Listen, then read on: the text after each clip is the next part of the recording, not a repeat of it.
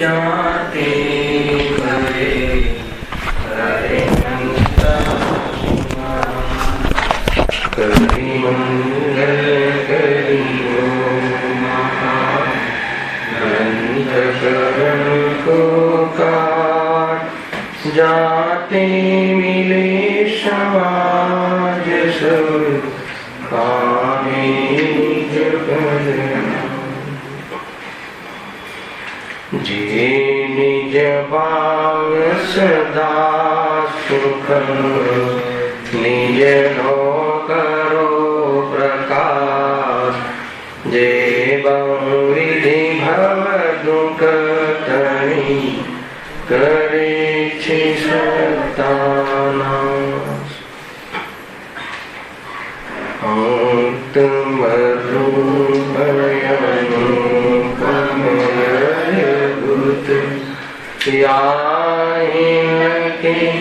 ભવ સિંધુતરો આત્મરૂપ.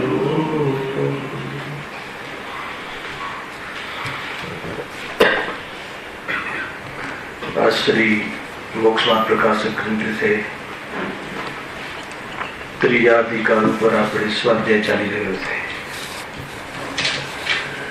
સંસારમાં જીવ ઘણો દુઃખી છે. એમના દુઃખોનું વર્ણન અહીંયા ચાલી રહ્યું છે. કોઈ કહે કે દુઃખોના વર્ણન કરવાની શું જરૂર છે? તો અજ્ઞાનીને આ દુઃખ છે એ પણ ખબર નથી. દુઃખને સુખ માનીને વેદન કરે છે. દુઃખના કારણોને સુખના કારણો માનીને એના અનુસાર ખોટા ઉપાયો કરે છે. જ્યાં દુઃખના કારણે અને દુઃખનો અનુભવ અર્થાત તો એને યથાર્થ ખ્યાલ થાય તો એને દૂર કરવાનો ઉપાય શોધે અથવા સાચો ઉપાય કરવાનો પ્રયાસ કરે, એ ઉદ્દેશ છે. જીવને દુઃખ સહજ થઈ ગયું છે, સમજો, એમાં રીટો થઈ ગયો કે આવતો હોય, જન્મવાનું ને મરવાનું એ તો હોય જ ને, પણ જન્મ મરણ છે જ નહીં એ વાત એને ખબર જ નથી. જન્મવાનું ને જીવવાનું એ બે તો હોય છે, એટલું સ્ટેન્ડર્ડ છે. તો કહે કે નહીં, જન્મ અને મરણથી રહિત આત્માનો સ્વભાવ છે, અને એ સ્વભાવને જોઈ લે તો દુનિયાની અંદર જે જન્મ મરણના અવસરો કહે છે, અવસરો તારે નહીં આવે. એવી સુંદર ચર્ચા અને દુઃખોને મટાડવા માટે પ્રેરણા સશક્ત મળે એ અર્થે પંડિતજી અહીંયા દુઃખોના વર્ણનનું ઘણું વિશ્લેષણ કર્યું. અહીંયા સંસારમાં જે ઘણો દુઃખી છે એના દુઃખોના વર્ણનના ટોપિકમાં કરીબ કરીબ એની જે બે અપેક્ષાએ કહ્યું હતું જીવ દુઃખી છે એની ચર્ચા સમાપ્ત થઈ છે. કર્મની અપેક્ષાએ અને પર્યાયની અપેક્ષાએ, બે અપેક્ષાએ જીવ કેવી રીતે દુઃખી થાય છે એની ચર્ચા આપણે કરી. હવે એક નવું ટોપિક ચાલુ થાય છે, આના અંતર્ગત જ છે, આનો અંતિમ વિભાગ છે, નિષ્કર્ષ છે. અહીંયા લખ્યું, હેડિંગનું નામ છે સર્વ દુઃખોનું સામાન્ય સ્વરૂપ. સર્વ દુઃખોનું સામાન્ય સ્વરૂપ, સામાન્ય સ્વરૂપ. તો અત્યાર સુધી કહ્યું એ શું કહ્યું? પછી વિશેષ સ્વરૂપ કહ્યું. વિશેષ સ્વરૂપનો શું અર્થ થાય છે? દુઃખોને ભેદ કરીને કહ્યા, ભેદ કરીને દુઃખનું વર્ણન કર્યું. એમ સમજો જ્ઞાનાવરણી કર્મના ઉદયમાં જીવને જે પરિસ્થિતિ થાય છે, સ્મરણ શક્તિ નથી હોતી, જાણવું બનતું નથી, તો એવા સમયે જીવ કેવો દુઃખી થાય છે, એ રીતે અલગ પ્રકારે ત્યાં દુઃખનું વર્ણન કર્યું.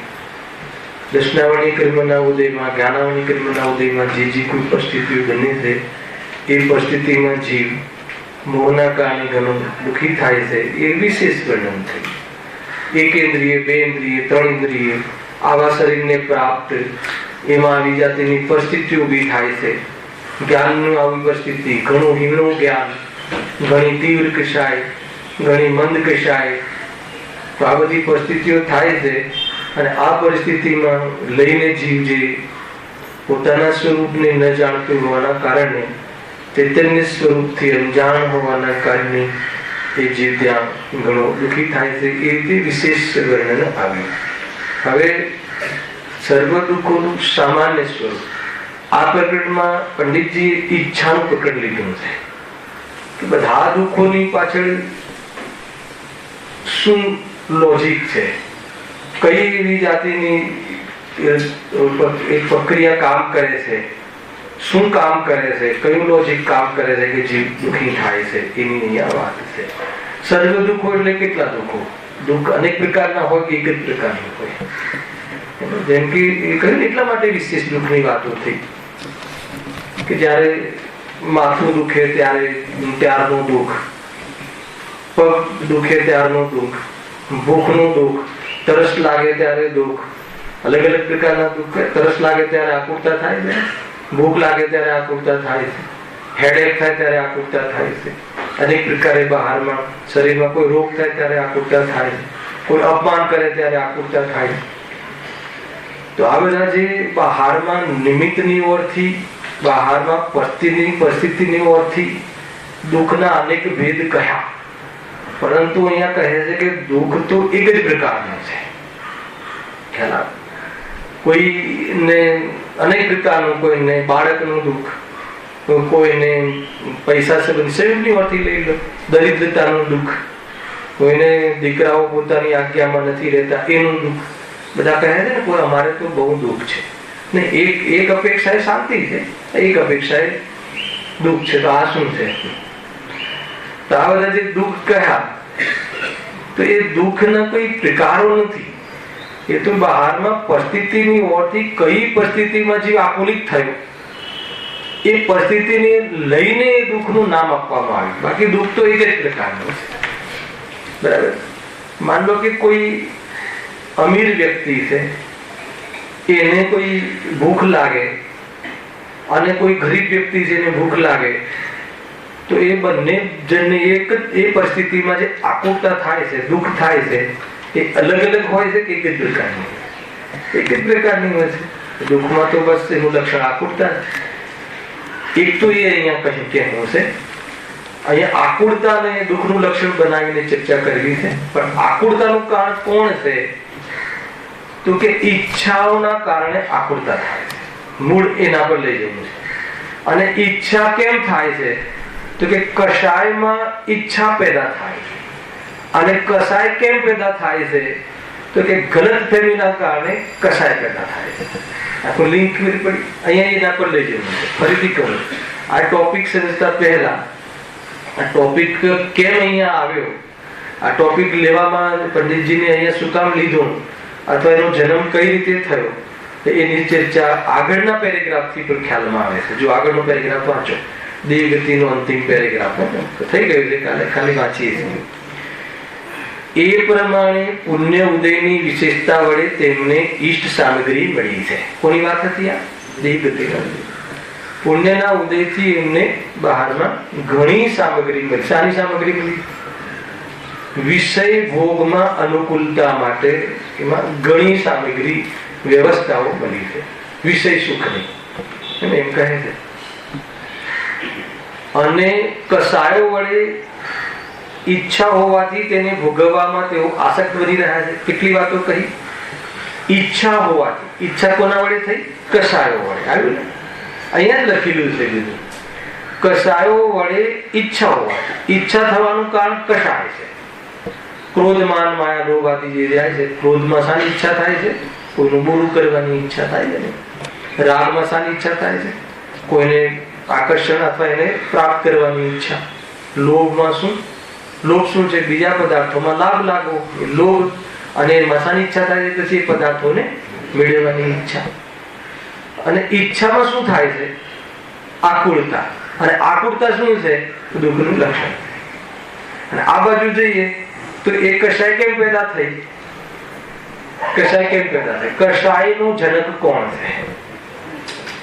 સંસ્કારવશ જ્ઞાનીને થાય છે, ગ્રાવે છે આદત રૂપે, પરંતુ મૂળ કશાય હરી રહે, કશાયનો ઉપાય જીવ કરતો રહે, એની પૂર્તિ કરીને સુખી થવાનો, એની પાછળ કયું વિઝન કામ કરે છે? તો કે મિથ્યાત્વ, નો, દ્રષ્ટિમાં ભૂલ, એ ફંડામેન્ટલમાં ભૂલ. એ તો કયું મિથ્યાત્વ? કોઈ પદાર્થમાં સુખ ભાષિત થઈ એટલે એના પ્રત્યે સુખ ભાષિત થવું કયો દોષ છે? કોઈ પદાર્થમાં સુખ ભાષિત થવું એ કયો દોષ છે? પૈસામાં સુખ લાગવું, સમીરભાઈ, એ દોષ છે કે ગુણ છે? હે, બરાબર સંભાળીને કહેજો. પૈસામાં ધન આદિમાં સુખ લાગવું, સુખ ભાસવું, એ વિકૃતિ છે કે પ્રકૃતિ છે કે સંસ્કૃતિ છે? શું છે? ભગવાનની ભક્તિના ભાવમાં ગુરુદેવશ્રી ભગવાનશ્રીની ભક્તિ કરશો, એ ભક્તિના ભાવમાં સુખ લાગવું એ શું છે? બહુ કઠિન છે. એ મેં શીખવાડ્યું છે. એમાં સુખ લાગવું, એમાં સુખ બુદ્ધિ લાગવી. મને એ બતાવો કે ભગવાનની ભક્તિ કરીને શું કરવું છે. કામ તમે પોતાના હૃદયમાં એ પ્રશ્ન ઉભો કરો કે મને આજે ભગવાનની ભક્તિનો ભાવ આવે. ચોખ્ખું કરીને સમયસારમાં પૂતગલના પરિણામ છે. જે પરિણામથી કર્મ બંધાતું હોય અને જે પરિણામથી આકુળતા મળતી ના હોય, એ પૂતગલના એટલે પરના જ પરિણામ છે ને, આત્માના પરિણામ નથી. એમાં સુખ માનો, સુખ માન્યું અથવા ભગવાનથી મને લાભ થશે એમ માન્યું, એટલે એમના પ્રત્યે રાગ આવ્યો, ભક્તિનો ભાવ આવ્યો. એને રાગ કશાય છે? ભગવાન મને તારશે, ભગવાન મને મોક્ષ લઈ જશે, તો એ આપણી પરદ્રવ્યમાં એકત્વ બુદ્ધિ છે, પરદ્રવ્યમાં સુખ બુદ્ધિ છે, એવી કલ્પના બુદ્ધિ છે. એને લઈને એનો ભક્તિનો ભાવ આવ્યો, એ રાગ છે. અને એ રાગમાં પછી ઈચ્છા પેદા થઈ કે આ બોલવું ને, આ ભક્તિ બોલવું ને, આનાથી કરવું ને, આ રીતે એ પ્રમાણે ઈચ્છાઓ થાય. અને ઈચ્છામાં શું થાય છે? આનંદ થાય છે. ઈચ્છામાં આનંદ થાય છે ને. ઈચ્છા ભોગવીએ તો શું થાય? આકુળતા થાય છે. તમને એમ લાગશે કે અમને આકુળતા લાગતી નથી, તો ઘણા લોજિક છે, ઘણા ન્યાય છે. તમને જે ઈચ્છા થઈ એ ઈચ્છાની પૂર્તિ કરવા જે તમે ઉપાયો કર્યો છે, એ ઉપાયો માનો કે તમને ઈચ્છા થઈ ભગવાનની ભક્તિનો. હવે તમે કહો છો કે એમાં આકુળતા અમને નથી લાગતી, તો આકુળતા નથી લાગતી તો પછી ભક્તિ પછી છોડો છો કેમ? આ એનો ન્યાય છે. અચ્છા, સમીરભાઈ તમે જોરદાર ભક્તિ કરાવો છો તબલા બદલા સાથે. હવે એક ભક્તિ કરાવી, હવે બીજા જે શ્રોતાઓ છે એમના રસની વાત નથી કરું, તમારા ખુદના રસનો વાત કરું છું. કોઈ 2 કલાકનો જે પ્રોગ્રામ રાખીએ, પહેલી ભક્તિ, બીજી ભક્તિ, ત્રીજી ભક્તિ, વચ્ચેની ભક્તિ ને છેલ્લી ભક્તિ. આ ભક્તિમાં તમને શું અંતર પડે છે? કે શું અંતર પડે? રસ ઘટે છે. એમાં હવે એક પ્રકારથી ત્યાંથી ભાગવાનું મન થાય છે ને, ભાગવાનું એટલે છોડવાનું મન થાય છે ને. તો છોડવાનું મન થાય છે એનો અર્થ શું? કે ત્યાં સુખ નથી, હતું જ નહીં, પહેલા લાગતું નતું, એ ભ્રમ હતો અને આકુળતા હતી. એ અહીંયા કહે છે. બહુ લોજિકલ વાતો છે એમાં. તો કહે છે કે એ બધી આકુળતા છે. તો એ કશાયના કારણે ઈચ્છા થાય છે ને ઈચ્છાના કારણે આકુળતા થાય છે. અને આકુળતા એ તો દુઃખ છે. દુઃખનું લક્ષણ શું છે? આકુળતા. એ અહીંયા કહ્યું. જો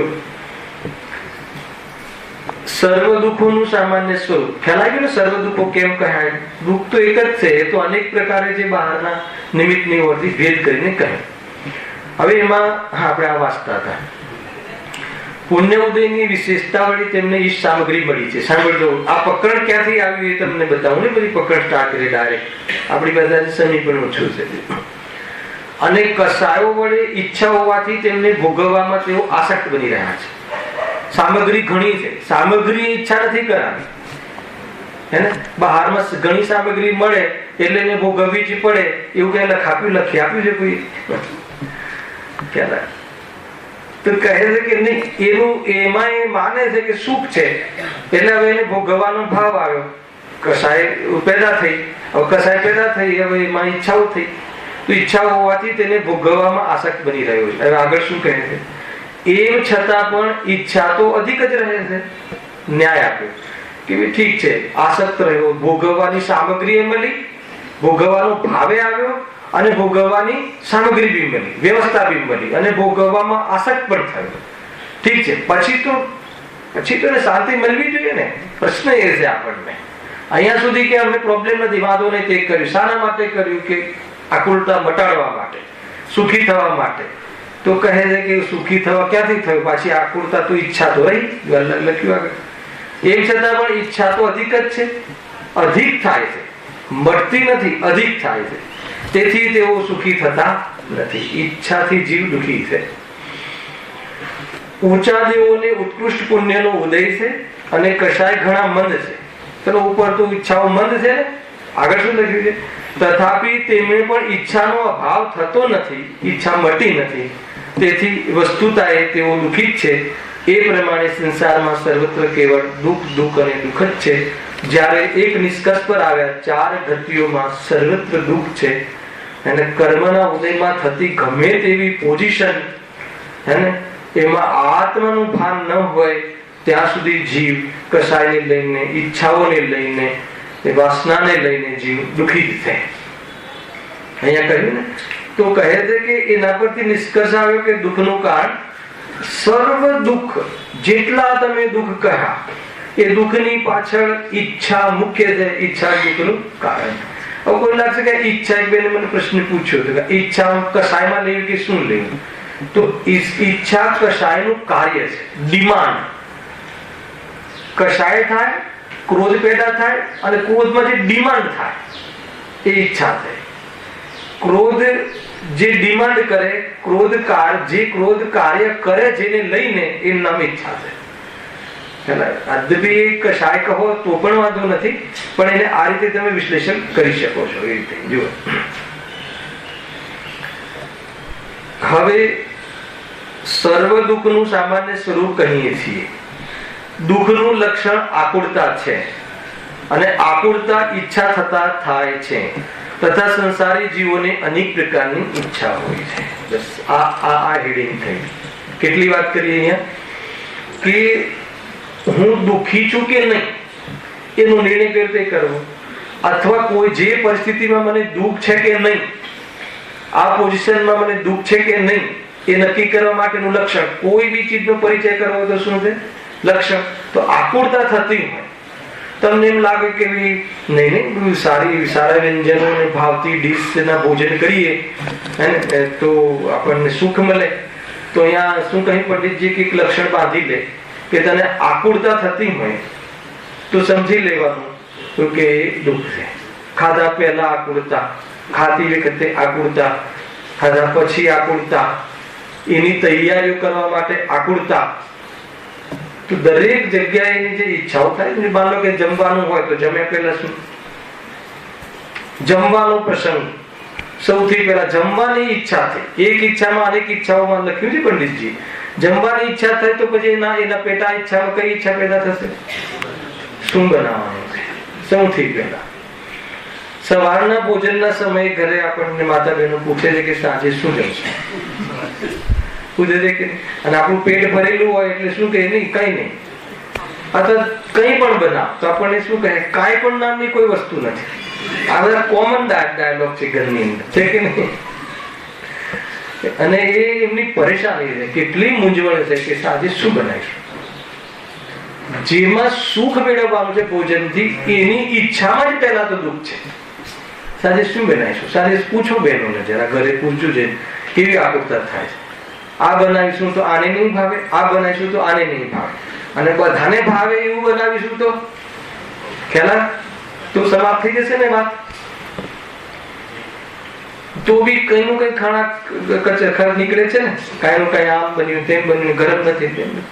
કોઈ જગ્યાએ મતલબ કે નિરાકુલ જીવ નથી બહારના કાર્યોમાં. મારે એ બતાવું હું કેમ આપણા ઘરના પ્રસંગો લેજો, આપણને ત્યાં ખબર નથી પડતી.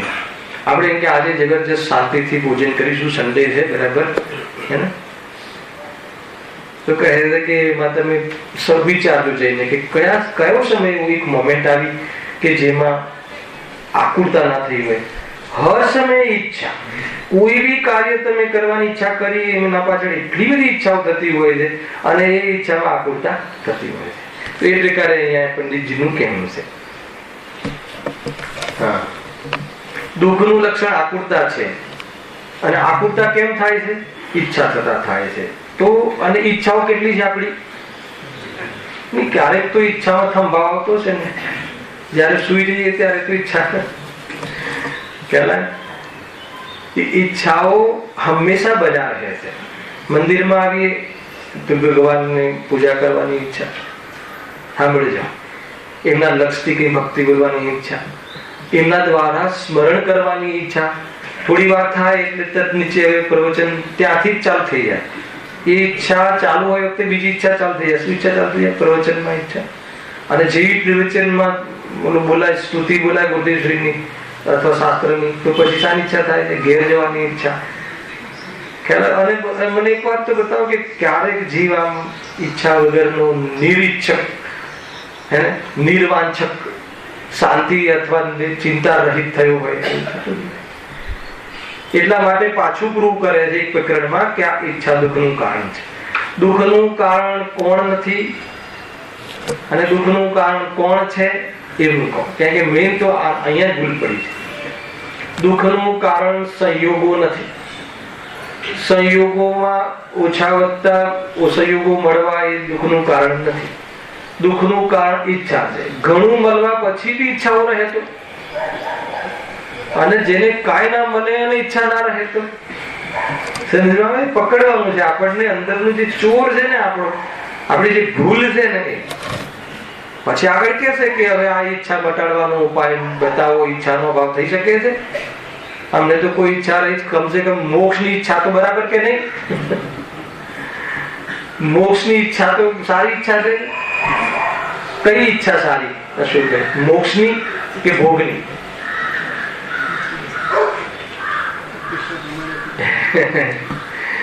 મોક્ષની ઈચ્છા, સમ્યક દર્શનની ઈચ્છા. પછી બીજો પ્રશ્ન શું થાય ખબર છે? સમ્યક દર્શનની ઈચ્છા થાય કે ના થાય એ બધા. ઈચ્છા થાય કે ના થાય એનો પ્રસંગ નથી. જે ઈચ્છા થાય છે એ સુખનું કારણ છે કે દુઃખનું કારણ છે નક્કી કારણ. આપણે લોકો ક્યાં જતા રહીએ છીએ? ના પછી ઈચ્છા ના થવી જોઈએ. અરે ઈચ્છા ના થવી જોઈએ એ વાત બરાબર છે, પણ ઈચ્છા ના થવા પહેલાનું એક પ્રકરણ છે. એ ઈચ્છાના ભાવ પહેલા તમારે આ રીતે એનું સમ્યક જ્ઞાન કરવું જરૂરી છે કે દુઃખનું કારણ છે કે સુખનું કારણ. કેમ કે આપણે એમાં ભેદ કરીએ છીએ કે નહીં, ભગવાનની ભક્તિ અને આપણને મતલબ કે આ જે સમ્યક દર્શન આદિ મોક્ષની ઈચ્છાઓ તો બરાબર એ રીતે એ અહીંયા કહે છે. ગાયકની ઈચ્છા, ગાયકને જાણવાની ઈચ્છા એવું કહે છે કે બધું દુઃખનું કારણ છે. એ પહેલા ગાયકની દૃષ્ટિ પહેલા ઈચ્છાઓ થતી હોય છે, અને એ ઈચ્છા જયારે દુઃખનું કારણ લાગે છે, અને જયારે ઈચ્છાનો અભાવ થાય છે અને જે પ્રગટ થાય છે એનું નામ ગાયક પ્રગટ થયું કહેવાય. એ ગાયકમાં શાંતિ છે. એટલા માટે પંડિતજી આ બહુ સરસ ટોપિક અહીંયા માર્મિક વાત કહી છે. 4 પ્રકારની ઈચ્છા કહી, 4 કેટેગરીમાં વિભાજિત કરી. બહુ સુંદર વર્ણન છે. જો પહેલી વાંચું છું. એક તો વિષય ગ્રહણની ઈચ્છા હોય છે સૌથી પહેલા, અર્થાત તેને દેખવા જાણવા ઈચ્છે છે. જેમ વર્ણ દેખવાની, રાગ સાંભળવાની તથા અવ્યક્તને જાણવા આદિની. અવ્યક્ત એટલે કોઈનું સિક્રેટ જાણવાની, આપણને ખબર ના હોય તો જાણવાની. આ લોકો એકદમ ગામડે પહોંચી ગયા કોઈ શિબિરમાં, અને અહીંયા શિબિરમાં તામધામ ચાલતું, અહીંયા ઇલેક્શનમાં તામધામ ચાલતું હોય તો કઈ પાર્ટી આગળ છે એનાથી આપણે અજાણ્યા હોઈએ છીએ. આમ પાર્ટી છે કે ભાજપ આગળ છે, કોણ જીત્યું આજે? હવે તમે અહીંયા આવી ગયા ને સવારે 6 વાગ્યાની મેચ હોય અને મેં તમને આ મેચ નામનો શબ્દ યાદ કરાવ્યો તો લક્ષ ત્યાં ગયું તો શું થાય? હવે એની અંજાન છે ને કોણ જીત્યું હશે? ઇન્ડિયા જીત્યું હશે કે ફલાણું જીત્યું હશે? એ શું થઈ? અવ્યક્તને જાણવાની ઈચ્છા. જાણવાની ઈચ્છા, જાણવાનો સ્વભાવ અલગ, જાણવાની ઈચ્છા અલગ. ઈચ્છા થાય છે ત્યાં બીજી કઈ પીડા નથી. શું કહ્યું? ત્યાં બીજી કઈ પીડા નથી. જાણવાની ઈચ્છામાં બીજી કઈ પીડા નથી એટલે શું? કોઈ શારીરિક કે માનસિક પીડા નથી. માન લો કે કોઈ જાણવાની ઈચ્છા ગેલુપ્તા કહેવાય છે, એમાં સૌથી વધારે જીવ એમાં આકુલિત થાય છે, પણ એ એવી જાતિની પીડા નથી કે જેમ કે શરીરમાં રોગ થયો હોય, કોઈએ તમારું અપમાન કરી દીધું હોય અને જે અપમાનને લઈને પીડા થાય, તો એવી કોઈ પીડા નથી. પણ પીડા તો છે. તો કઈ પીડા છે? જાણવાની ઈચ્છા, જિજ્ઞાસા. જિજ્ઞાસા બહુ મોટું, મતલબ કે ગેલુપ્તા એ બહુ મોટો રોગ છે. ભોગની ઈચ્છા અને જાણવાની ઈચ્છા, બે ઈચ્છા હોય છે ને, એમાં જાણવાની ઈચ્છા પણ એક બહુ મોટું પ્રકરણ છે. જો પરંતુ જ્યાં સુધી દેખે જાણે નહીં ત્યાં સુધી તે મહાવ્યાકુળ થાય છે. એ ઈચ્છાનું નામ વિષય છે. અહીંયા વિષય કહ્યું. આપણે હવે આનું એક એક લીટીનું અહીંયા વિશ્લેષણ કરીએ છીએ કે વિષય, વિષય કોને કહે છે? વિષય ગ્રહણની ઈચ્છા. ઈચ્છાનું નામ શું છે? 4 પ્રકારની ઈચ્છામાં પહેલા પ્રકારની ઈચ્છાનું નામ શું કહ્યું? વિષય ગ્રહણની ઈચ્છા. અને આપણે આ શું કામ સમજીએ છીએ? એ ઈચ્છાથી જીવને આકુલતા થાય છે, અને આકુલતા દુઃખ છે. ખ્યાલ? દુઃખનું લક્ષણ આકુલતા છે. અને અહીંયા આકુલતાનું કારણ કોણ કહ્યું? ઈચ્છા. એમાં પહેલા કયા પ્રકારની ઈચ્છા લીધી? વિષય ગ્રહણની ઈચ્છા. આ સૌથી મોટી દુઃખ છે. હવે વિષય ગ્રહણ અને ઈચ્છા 3 શબ્દ છે. તો એનું વિષય કોને કહેવું? ખ્યાલ? પરદ્રવ્ય જે છે ને, વિષય એ પરદ્રવ્યમાં જાય છે. એમાં આત્માની સાથે કઈ સંબંધ નથી. જ્ઞાનમાં જે પદાર્થો જ્ઞાત થાય એને વિષય કહે છે. આ વિષયની વ્યાખ્યા શું કહ્યું? જ્ઞાનમાં જે પદાર્થ જ્ઞાત થાય, જ્ઞાનમાં જે પદાર્થ જ્ઞેય બને એને એ જ્ઞાનના વિષય બન્યા કહેવાય. તમારા જ્ઞાનમાં હાલ શું ઝલક્યું? તો કે મંદિર. શું ઝલક્યું? તો કે ફલાણા ભાઈ. શું ઝલક્યું? તો કે ઘર. ખ્યાલ? કોઈને કોઈ ઘી ઝલકે છે કે નહીં? કોઈને કોઈ પદાર્થનું જ્ઞાન તો થાય છે, પરને જાણે છે કે નહીં? એમ કહે છે પરને જાણવું સ્વભાવ છે અને પરને જાણવાની ઈચ્છા બહુ છે. બેમાં થોડુંક બારીક અંતર છે, ભૂલ પડી જાય ને. શું કહ્યું? ફરીથી પરને જાણવું સ્વભાવ છે અને પરને જાણવું સ્વભાવ છે અને પરને જાણવાની ઈચ્છા એ મોહનો ઉદય છે. તારે તો મોહનો ઉદય છે ને, જાણવાની ઈચ્છા. અચ્છા, સ્વને જાણવું, શાંતિથી સાંભળવું. સ્વને જાણવું સ્વભાવ છે અને સ્વને જાણવાની ઈચ્છા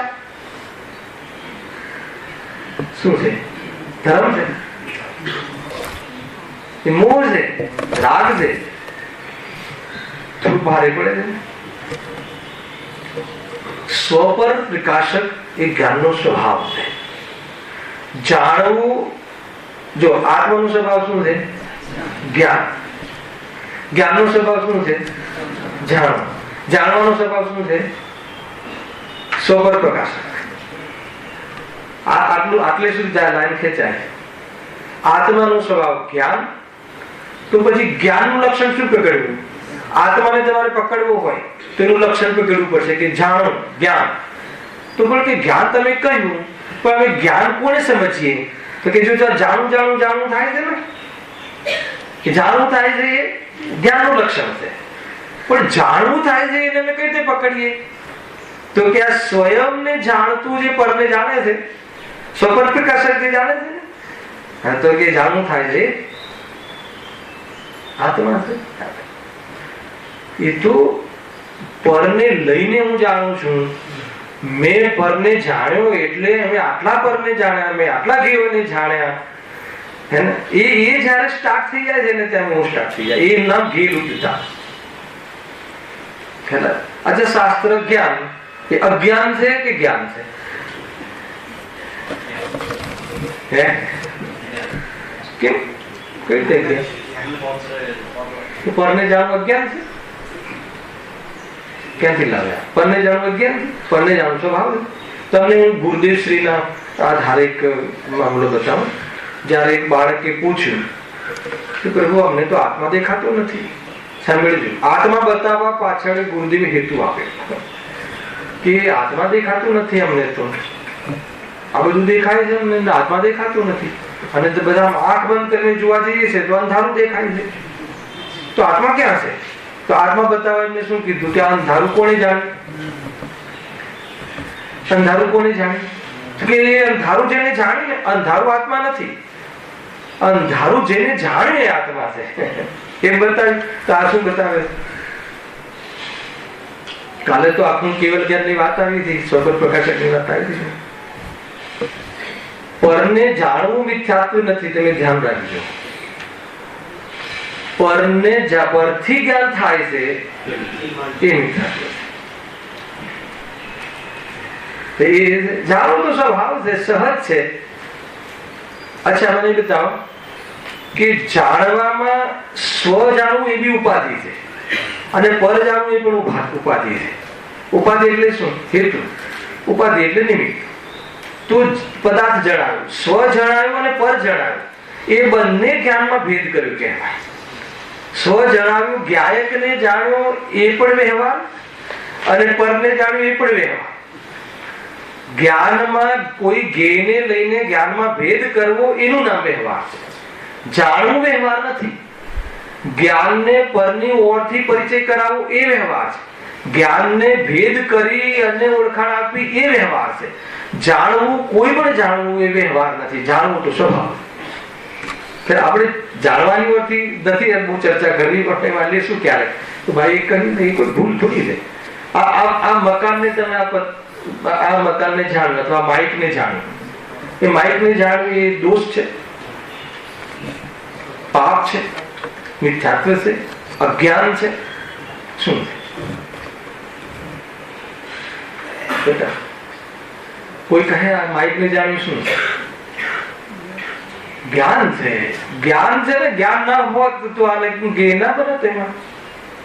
તો પછી મિથ્યાત્વ ક્યાં ઘૂસે? માઇક હવે માઇક વિશે જ્ઞાનમાં ગે છલક્યું અને એ ગેયાકાર થયું. એ ગેયાકારમાં કોણ તન્મય છે? જ્ઞાન તન્મય છે. એ ગેયાકારમાં કોનો આવિર્ભાવ છે? જ્ઞાનનો આવિર્ભાવ છે. પણ એ ગેયાકારમાં ગેયનો આવિર્ભાવ થઈ જાય. ખ્યાલ આવિર્ભાવ થયો એટલે શું? આવિર્ભાવ એટલે શું? આના પ્રત્યે કલ્પના ચાલુ થઈ જાય. તો એ જાણવું આને લઈને મિથ્યા થયું. આને લઈને કે ગેયમાં કોઈ કલ્પના કરી, ગેયને લઈને જ્ઞાન થયું. જો કોઈ જ્ઞાન મિથ્યા નથી હોતું. મિથ્યાત્વ જે છે ને એ શ્રદ્ધા ગુણની પર્યાય છે, જ્ઞાનની પર્યાય નથી. મને બતાવો કે વાત નીકળી જ છે તો કે મિથ્યા જ્ઞાનમાં કયા કર્મનો ઉદય છે? બતાવો. જે મિથ્યા જ્ઞાન થયું ને જીવને, મિથ્યા જ્ઞાન છે. મિથ્યા જ્ઞાનમાં કયા કર્મનો, કયા કર્મના ઉદયમાં જીવને મિથ્યા જ્ઞાન થાય છે?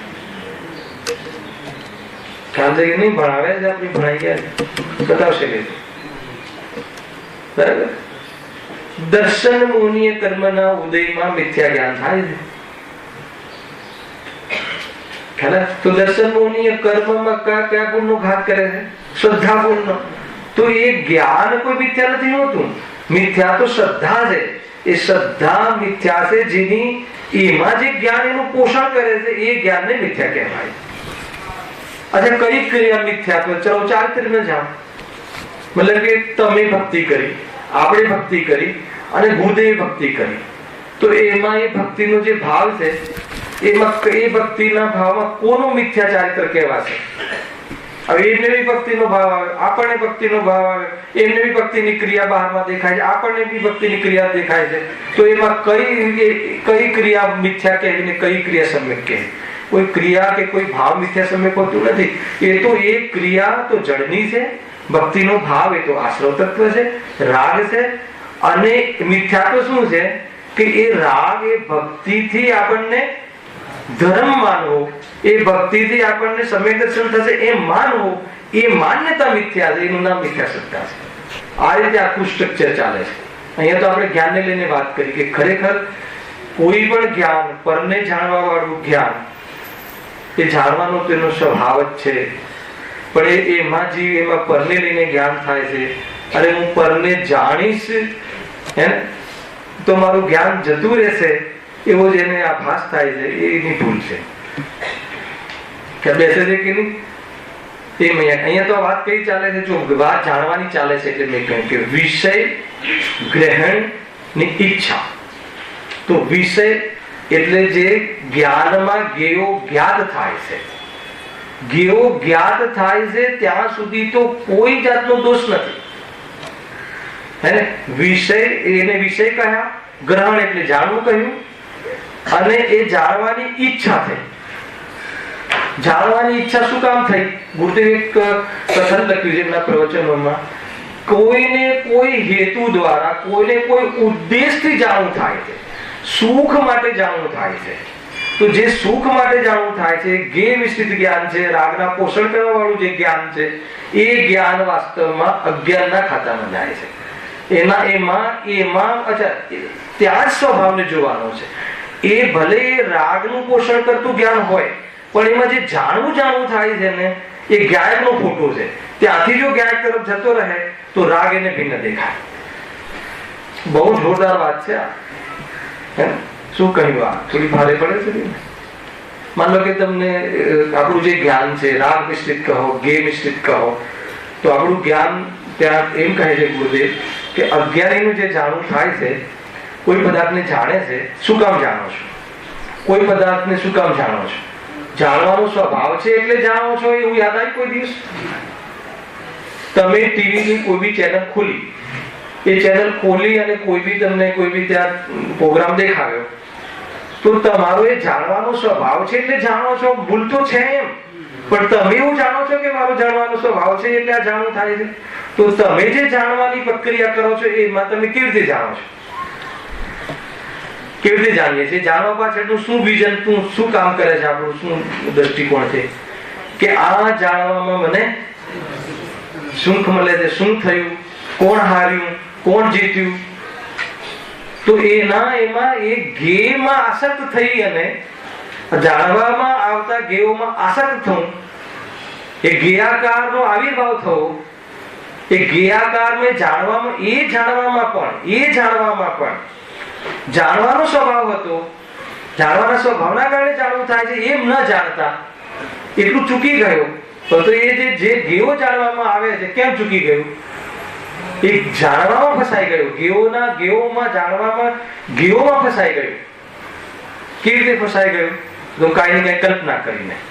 અચ્છા, કોઈ કલ્પના ના કરે તો એક બીજી કલ્પના કરીએ. કઈ ભોગવવાની કલ્પના તો છે જ જીવમાં અપલક્ષણ, પણ બીજી જાણવાની લાલસા, ગેરલુબ્ધતા. મેં ઘણું જાણ્યું, મેં પેલા જાણ્યું, મને ખબર છે. કોઈ પણ વાત પહેલા મને જાણવામાં આવે, ઇન્ફોર્મેશન સૌથી પહેલા મારી પાસે આવે.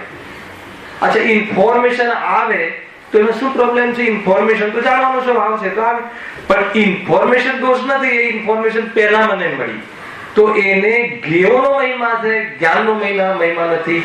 જ્ઞેયોને જાણવું સ્વભાવ છે, એ સ્વભાવનો મહિમા ન આવતા જીવને જ્ઞેયોનો મહિમા આવી જાય છે. એટલે જીવ ત્યાં એ જ્ઞેયલુબ્ધતામાં જીવ ઘણી આકુલિત જીવ થાય છે.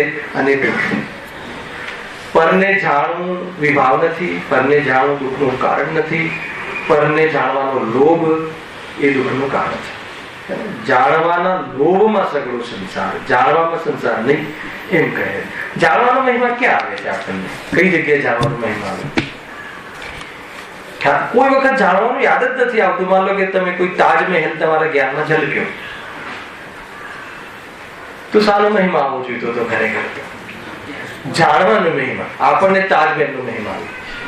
આગળ વધો થોડું, મંદિરમાં આવ્યા, ભગવાનની પ્રતિમા ફર્સ્ટ ક્લાસ સુંદર, જમના સાગર દ્રષ્ટિ, ધ્યાન મુદ્રા વાળી, બહુ મતલબ આટલા ફૂટ ઊંચી ને આ ને તેનું સુંદર. તો આ બધું તમારા જ્ઞાનમાં ઝલકાયું તો એમાં શું પ્રોબ્લેમ થઈ? તો ઝલકાય. અગ્નિ દર્પણના આગળ અગ્નિ જે છે એ રૂપ રાખો તો દર્પણમાં અગ્નિ ઝલકે છે, પણ અગ્નિ ક્યાં છે? અગ્નિ એની ઉષ્ણતામાં છે, અગ્નિ એની જ્વાલામાં છે. અગ્નિ દર્પણમાં નથી જે અગ્નિ દર્પણમાં દેખાય છે. અચ્છા, દર્પણમાં જયારે અગ્નિ દેખાય છે કે નહીં દેખાય છે ત્યારે તો પ્રશ્નો થયા. હવે જે દેખાય છે એ દર્પણ ક્યાં છે? એની સ્વચ્છતામાં. સ્વચ્છતા ક્યાં છે? દર્પણમાં. અગ્નિ દેખાય છે એ દર્પણની સ્વચ્છતા છે, એનું સ્વરૂપ છે, એની વાનગી છે, એની પહેચાન છે. પહેચાન છે કે એ રીતે લેવું. હવે વાત શું થઈ કે જ્ઞાનનો મહિમા. આપણને જ્ઞાનનો મહિમા જાણવાનો સ્વભાવ છે. પ્રતિમા જાણી તો આપણને સાનો મહિમા આવે. કેટલી સુંદર પ્રતિમા, આહા કેટલી વિતરાગ પ્રતિમા છે. શું થયું? જ્ઞેય આવિર્ભાવ થયો કે જ્ઞાન આવિર્ભાવ થયો? અચ્છા, ત્યાં થયું શું હતું? જ્ઞાન. જાણવું થતું હતું, જાણવા રૂપે પરિણમ્યું હતું. અને એ જાણવું થયું એ મારો સ્વભાવ છે. એના બદલે જ્ઞેયોમાં લક્ષ્ય ગયું તો એ જ્ઞાન ચૂક્યો. એટલા માટે ત્યાં કહ્યું છે કે ભાઈ જ્ઞેયાકાર જ્ઞાનમાં જ્ઞાનનો જ આકાર છે. અરે વિશેષ જે જ્ઞાન થાય છે એ જ્ઞાન સામાન્ય નો જ અંશ છે. એમ ન જોતા એમાં જે ઝલકે છે એમાં આસક્ત થઈ જાય છે, એટલે જીવ ભૂલ કરે છે. અને એ પ્રમાણે આની સામાન્ય ચર્ચા થઈ. આમાં બહુ ડીપ વિષય છે. વિષય ગ્રહણની ઈચ્છાની ચર્ચા આપણે આવતા શનિવારે વિશેષને ખોલીશું. સહેજાનંદી